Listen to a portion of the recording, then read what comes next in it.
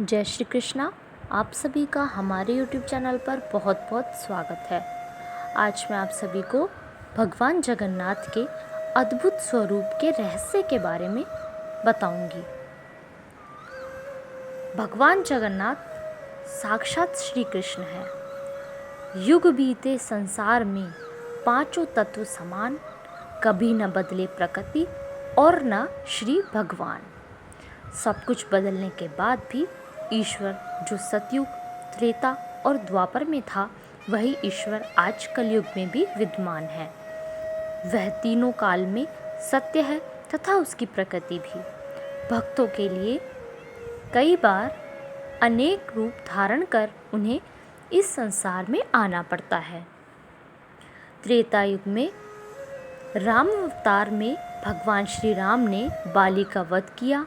पिता के निधन से बाली पुत्र अंगद को दुखी देखकर भगवान श्री राम ने कहा, मैं तेरा अपराधी हूँ, तुम द्वापर युग में कृष्ण अवतार में मुझे दंड देना। कृष्ण अवतार में तुम शवर वंश में जन्म लोगे और शापग्रस्त बाण से मेरे चरण में प्रहार करोगे। यह अंगद ही कृष्ण अवतार में जरा व्याध बना, जिससे प्रभास क्षेत्र में मृग के संदेह में जो बाण मारा वह भगवान श्री कृष्ण के चरणों में लगा और भगवान नित्य लीला में प्रविष्ट हो गए।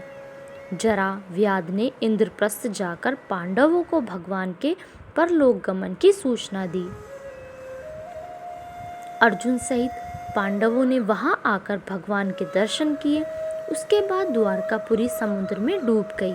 विलाप करता हुआ अर्जुन समुद्र के जल में घुसा तो उसे भगवान की पवित्र इंद्रनीलमणि प्राप्त हुई, जिसे लेकर पांडवों ने श्राद्ध किया।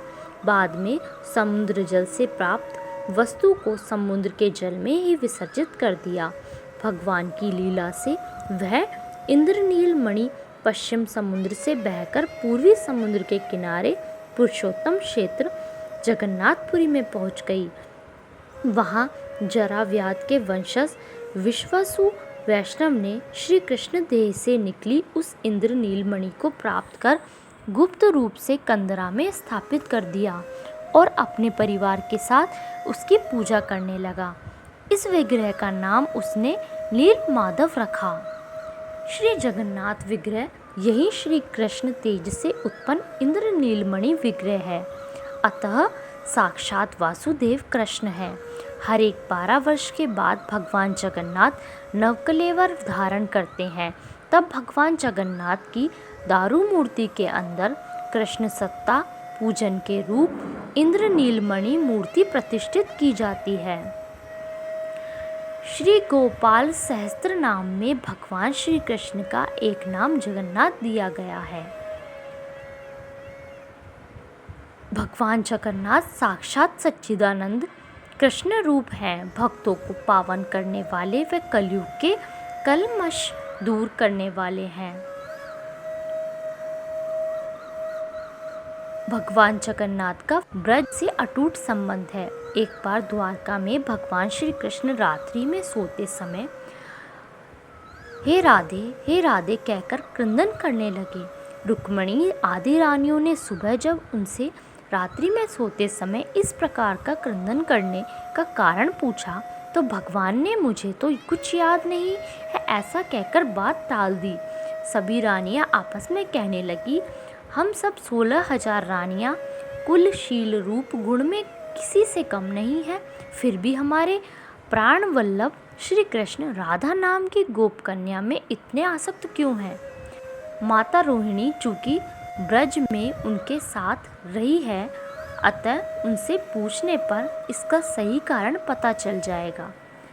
दूसरे दिन रुक्मिणी आदि पटरानियों व अन्य रानियों ने माता रोहिणी से प्रार्थना की कि वे द्वारका नाथ की ब्रज लीला और गोपी प्रेम की कथा सुनाए।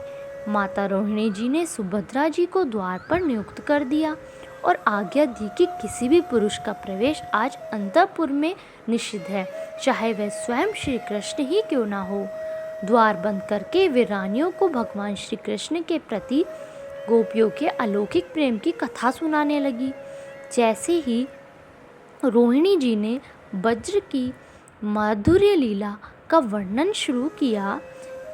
राजसभा में बैठे श्री कृष्ण बलराम दोनों भाई चंचल हो उठे और वहां से चलकर भगवान श्री कृष्ण बलराम जी के साथ अंतःपुर में आ गए। उस समय श्री कृष्ण बलराम को अंतःपुर में देखकर सुभद्रा जी ने उनसे इस समय आने का कारण पूछा, तो भगवान श्री कृष्ण ने कहा, ब्रज लीला कथा का ऐसा प्रभाव है कि हम यहाँ कभी भी और जिस किसी भी अवस्था में हो वह हमें वहीं से आकर्षित करके कथा स्थल पर खींच लाती है।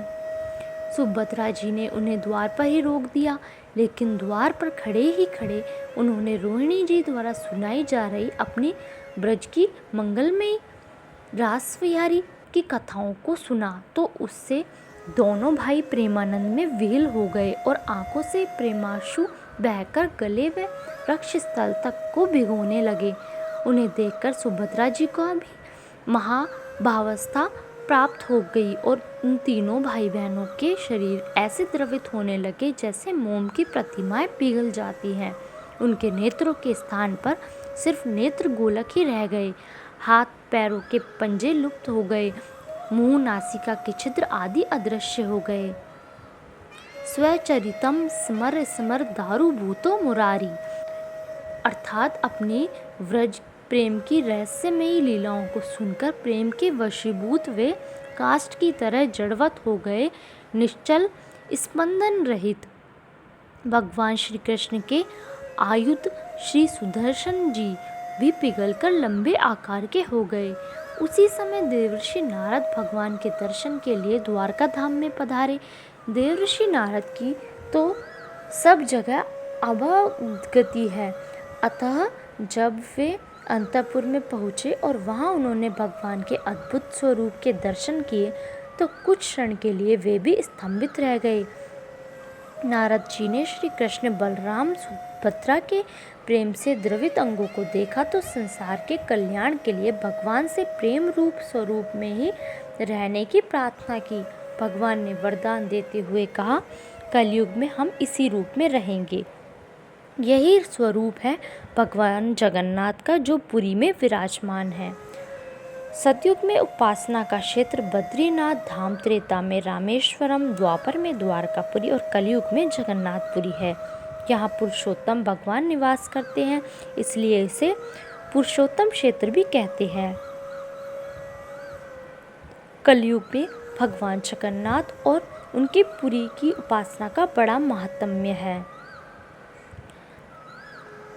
जय श्री जय जगन्नाथ हरिदेवा, रथ बैठे प्रभु अधिक विराजत करे जगत सब सेवा। रथ के ऊपर जगन्नाथ जी के दर्शन कर चैतन्य महाप्रभु के मन में गोपी भाव जागृत हो जाता है। वे स्वयं को गोपी मानकर रथ पर बैठे जगन्नाथ जी को श्री कृष्ण समझकर नृत्य करते हुए भाव विभोर हो जाते और रथ की रस्सी खींचते हुए बाह्य चेतना खोकर बेसुध हो जाते थे। चारों ओर वातावरण में एक ही स्वर लहरी सुनाई पड़ती है, देखो री सखी आजू नैन भरी, हरि के रथ की शोभा। धन्यवाद। इस वीडियो में बस इतना ही। प्लीज़ आप मेरी वीडियो को लाइक कीजिए, शेयर कीजिए, मेरे चैनल को सब्सक्राइब कीजिए। कमेंट सेक्शन में बताइए कि आपको मेरी वीडियोस कैसी लग रही है और बेल आइकन दबा लीजिए जिससे आगे आने वाली वीडियोस की नोटिफिकेशन आपको मिल जाए।